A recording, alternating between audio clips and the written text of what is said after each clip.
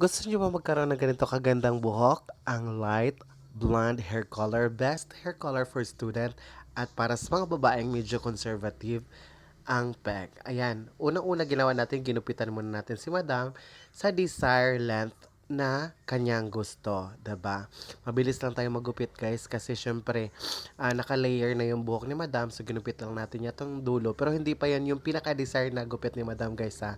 Mahaba muna habang hindi pa natin natatapos yung buong process. Ang ipapagawa pala ni Madam sa akin is hair color plus hair treatment. So, unang-una i-apply natin yung hair color. May hair color na existing color si Madam pero hindi masyadong kita. Ayan. Ang pag-apply pala natin, guys, is half inch away from the scalp at ibabad natin yung pinaka-body ng buhok ng ah, 30 minutes. At ibababad natin siya ng 30 minutes, tapos after 30 minutes, lalagyan natin yung pinaka-roots niya.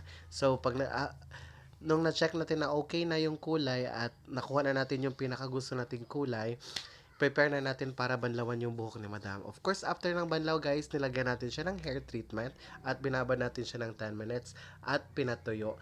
After natin patuyuin, yes, of course, doon na natin makikita kung gaano kaganda yung hair color. Ayan, tingnan nyo naman, guys.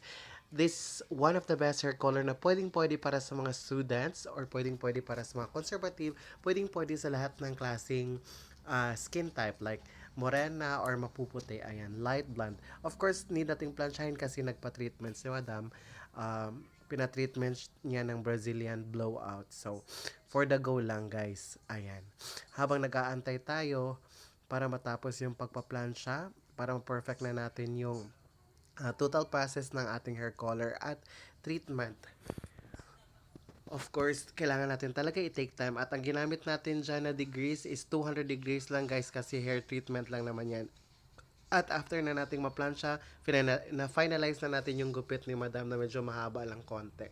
Ayan, kasi sa sobrang init ngayon ng panahon, guys, need talaga natin magpaiksi ng buhok. Of course, sa may mga gustong mag-check out ng pangkulay natin, guys, ilalagay natin yung link sa ating yellow basket para makapag-check out na kayo at para magaya nyo yung hair color na ginamit natin sa buhok ni Madam. Tingnan niyo naman, guys, napakaganda, napaka-natural lang yung pagkabagsak.